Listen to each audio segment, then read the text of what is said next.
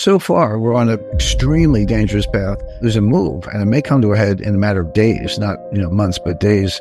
We thought it was going to get a lot worse, and it didn't. So buy stocks. That's psychology of Wall Street. 6 to 12 weeks, maybe a few months. So here's what happened. Iran had fired, different estimates, but 200 or more drone missiles, but also cruise missiles and ballistic missiles. These two countries basically hate each other, and that goes back a long way. But they've never actually directly attacked each other. Israel has never fired a missile at Iran. Until Saturday, Iran had never fired any missiles at Israel. They operate through proxies. The proxies could be Hamas, Hezbollah, the Syrians, the Iraqis, Houthis in Yemen. The Israelis have their commander teams. They get basically spies in Iran who tip them off. So a lot of going back and forth, but they had not directly attacked each other until Saturday. So far, we're on an extremely dangerous path. Number one, we're escalating. You kill 3 generals, we're going to just fire 200 missiles at you in your territory. So there is an escalatory dynamic to it. Israel has nuclear reactors and Israel has nuclear weapons. They've never publicly admitted it, but no one doubts that they have a fairly large stockpile of nuclear weapons. Iran has nuclear reactors. They have ballistic missiles. At least so far, they don't have a nuclear weapon, but estimates are there may be only 6 to 12 weeks, maybe a few months at most, to be able to actually test a nuclear device and then over time turn that into a weapon. They definitely have highly enriched uranium. Uranium that kind of comes out of the ground or is lightly processed called yellow cake. You can then enrich it to 5% or 20%. You might need 20% for a nuclear reactor, but for a weapon, it has to be enriched to 90% plus or 95%. They haven't taken that final step to detonating a nuclear device, but they're not that far away. So one, full-scale nuclear power, another power that's just, as I say, maybe a couple months away from having nuclear weapons if they want them, both with nuclear reactors, which are different than weapons, except if you blow them up, they can melt down. You're back to a Chernobyl-type scenario, so extremely dangerous. We don't do conspiracy theories. We don't guess. We either know exactly what we're talking about or we use reasonable inference. We're always grounded in the facts, even if the facts are pretty startling in and of themselves. But here's what appears to have happened. I have this from several different sources in the Middle East, in Europe, and to some extent the United States. And you got to put everything in the context of the fact that this is an election year in the United States. And I can tell you that the people at the White House care more about the election than they do about war and peace. That's too bad. That's sad. You should always put national policy and the national security of the United States ahead of your election considerations, but that's not what they do. So they're thinking about how's this going to play out in terms of the election. So what the United States did is we basically called up Iran, operating through intermediaries. The information I have is the intermediary was Oman, which is, of course, on the right across the Straits of Hormuz from Iran, physically very close to Iran, but they also have a good dialogue with them, even though they're Arab. The Iranians are Persian, but they talk. So the U.S. operating through Oman said to Iran, hey, we know you're going to strike back. Everybody gets that. We know you probably have to. You can't just let this assassination of these generals go. But why don't you do something that the Israelis can defend against, number one, and give us a heads up, let us know about when and what, and then go ahead and fire your missiles. But if we know what they are and when they're coming, Israel can fend them off and you'll be able to satisfy your own people. Hey, we struck back, but not actually kind of go further down the path towards World War III. And the Iranians agreed to that. Now you say, well, wait a second. Why on earth would the Iranians listen to Joe Biden on a proposal like this? The answer is, don't forget, Biden has given the Iranians tens of billions of dollars. He's released funds that were frozen. And most importantly, he took off the oil sanctions. Iran was subject to very severe sanctions on the export of oil. Biden removed those sanctions. So now Iran is making tens of billions of dollars more by exporting oil without fear of U.S. sanctions. And of course, the price of oil is up to a Brent crude, which is the European Middle East price, is about $92 a barrel. It's not 60 where it was not that long ago. So Iran has probably 20 billion reasons to work with Joe Biden, and that would be $20 billion that he's given them, either in releasing assets or taking away the sanctions. And by the way, this goes all the way back to the Obama administration. Remember, Obama landed a plane in Tehran and they dumped off, I think, about $20 billion of cash and gold. They had to call the Netherlands Central Bank to print up a bunch of euros, 500 euro notes at the time, 200 euro notes also, and gold. So we've been doing everything possible to help Iran. So Iran would have listened to that, okay, it's a deal. Then the U.S. calls Israel and says, look, they're attacking you, probably knew when, but you have what's called the Iron Dome. You have anti-ballistic missiles, and those missiles that shoot down missiles will help out with radar and intelligence, and they'll aim at the desert. They're not going to aim for Tel Aviv, and they didn't. So now sort of everybody's happy because, it's a war, so I don't know how happy they were. But Iran has the satisfaction of saying, we struck at Israel, we fired off everything we had, we showed them a thing or two. Israel gets to say, yeah, and we defended our country. Nobody was, maybe one or two casualties, sadly, but effectively nobody was killed or injured. Nothing was damaged. Aren't we great at defense? And then there's no further escalation. And that was evidenced by the fact that when it was done, the Iranian ambassador to the United Nations issued a statement saying, we had to do this. Israel attacked us. We had a right of self-defense, in effect, to shoot back. But we consider the matter concluded. And that was a key phrase. It's, okay, they shot at us. We shot at them. Done. Unless they come back again with another attack, we'll get to that. This was done. And so Israel is now making noises about, well, we can't just sit there and shoot missiles at us. We're going to strike back at you. But boy, was it orchestrated. It was almost like a movie set where Iran agreed to do something that looked good to their people, but wasn't actually that threatening. Israel got to shoot them all down and not suffer that much damage. If Iran was serious, why weren't the missiles aimed at Tel Aviv or Jerusalem, for that matter? And the Biden administration comes out ahead because they avoided World War III at a time when they got enough on their plate with Ukraine. And the British helped, the Jordanians helped. I mean, everybody knew. I mean, other than, Americans probably, everybody in the Middle East knew this was happening. It played out exactly as orchestrated. And then as far as the White House is concerned, you say, well, gee, do we put this on a par with, Henry Kissinger, James Baker, George Shultz in terms of diplomatic brilliance? I would say, no, they did orchestrate it, that's for sure. But it was all because of the election. It was all because the White House doesn't want another war. Well, we already have a war in Gaza, but it doesn't want a bigger war. It doesn't want a war with Iran at a time when they're trying to win the election. So it's a lot of kabuki. I mean, it was, got real missiles, real shoot downs, some damage, not much. I'm not making light of it, but I'm saying this thing was orchestrated from the get-go. Could this lead to the U.S. intervention, U.S. anything over there in the Middle East? Could it lead us into some sort of war? Well, it's possible, but it's certainly the last thing the White House wants for all the reasons we just went through. They did everything possible to orchestrate this. Okay, do what you got to do, but let's not escalate this. Could it get worse? Well, the answer is, of course, it could. The White House is going to do everything they can to make sure it doesn't. Iran doesn't want a war with Israel. Who would win? How that would play out? Those are big questions, but you can be sure that Iran's got their pretty full plate right now. They're selling a lot of oil to China. They're making a ton of money. They're working on the technology. With all that going on, they don't want a war. I mean, that would actually set back a lot of the progress I just described. Israel doesn't want a war with Iran because they got their hands full in Gaza. Israel's getting a lot of pushback from around the world. Why don't you wrap this up in Gaza? The civilian casualties are too great, etc. So Israel doesn't want a war with Iran because they've got a full plate. Iran doesn't want a war with Israel because a lot of things are going Iran's way right now. They're piling up a ton of money.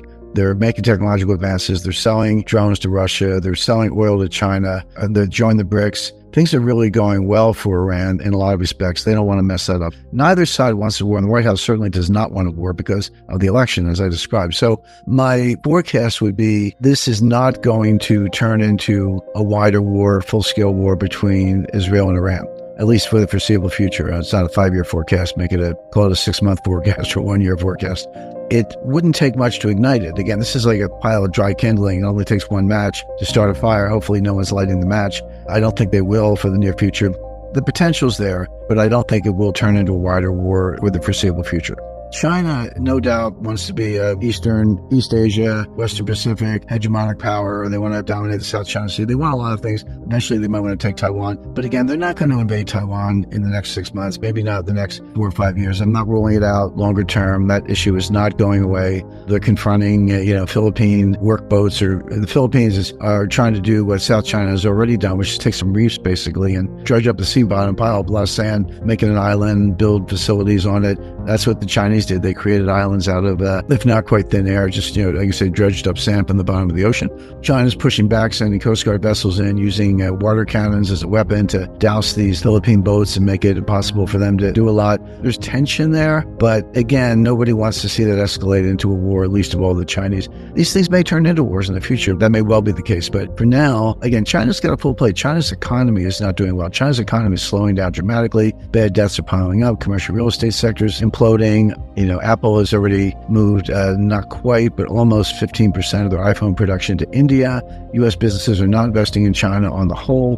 They're looking at Vietnam, Malaysia, Thailand, even Kazakhstan, India, wherever. I mean, it all depends on whether you need natural resources or manufacturing capacity or technology or whatever your inputs are. But American business is already pivoting away from China towards South Asia and India.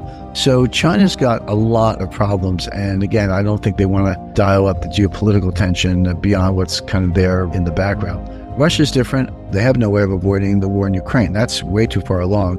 So as far as Russia's concerned, the gloves are off. They were bombing transformers and power grid components, but now they're actually bombing power stations, the electricity generating stations. They're not stations, they're plants, large plants. They're destroying them. And so it's not a question of a temporary blackout and you got to fix the transformer or whatever. They've wiped out their capacity to generate electricity. The Russians also blew up a very, very large natural gas storage facility. And what's interesting about that is that was a natural gas storage facility for all of Europe. And Russia just blew it up. So now you could be looking at natural gas shortages in Europe. Their power grid or electric generating capacity has been to a great extent destroyed by the Russians. So the gloves are off. What does this look like for the markets, for the oil market, gold market? What are you seeing there? What could happen in the next few months? Great question, Matt. What's interesting is that the oil market was going up and the gold market was going up before all this happened. Might have been a little bit of response to Ukraine, but gold was going up for other reasons. In fact, it didn't go up at all because of what happened in Iran and Israel over the weekend. But if you'd taken the pulse on Saturday afternoon, a reasonable person might have said, oh, gold's gone straight to $3,000 an ounce and oil's gone straight to $100 a barrel. That's it. This is it. The Middle East is blowing up. Give me some gold and they're going to close the Straits of Hormuz, et cetera, et cetera.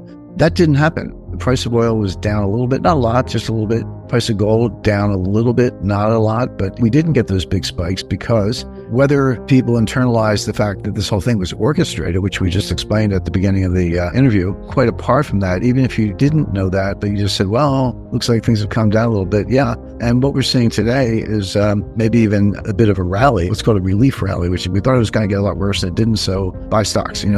Sometimes that's the psychology of Wall Street. So short run, gold is going to continue to go up and oil is going to continue to go up, but not for reasons specifically related to this Iran, launching missiles on Israel. It has to do with more fundamental reasons. Saudi Arabia and Russia have reduced supply. There's geopolitical concerns with gold. I would say we're calling it the everything hedge. Everyone says, oh, get me some gold to hedge inflation. Well, if you have a lot of inflation, gold will go up and it'll preserve wealth. It does perform that role, but that's not the driver right now. We have some inflation, not a lot. The driver right now is just geopolitical uncertainty across the board. What's going on in Ukraine? What's going on in China? What's going on in Israel and Iran? What's going on with the price of oil? What's happening with the economy? We could spend hours on those 4 questions I just asked, but the point is, from an investor's point of view, there's just way too much uncertainty in the air. And it's not just, I don't know what's going to happen to the economy in the next 6 months. It's much bigger than that, where you have to ask yourself, is there going to be an invasion of Taiwan? Are the Russians going to, roll over Ukraine? Is there going to be a bigger war in the Middle East? Is there going to be a nuclear war? These questions, which used to be really a stretch, let's say, are front and center. Doesn't mean they're all going to happen. I'm not saying that. I'm saying the fact that people are trying to figure it out at all says get some gold.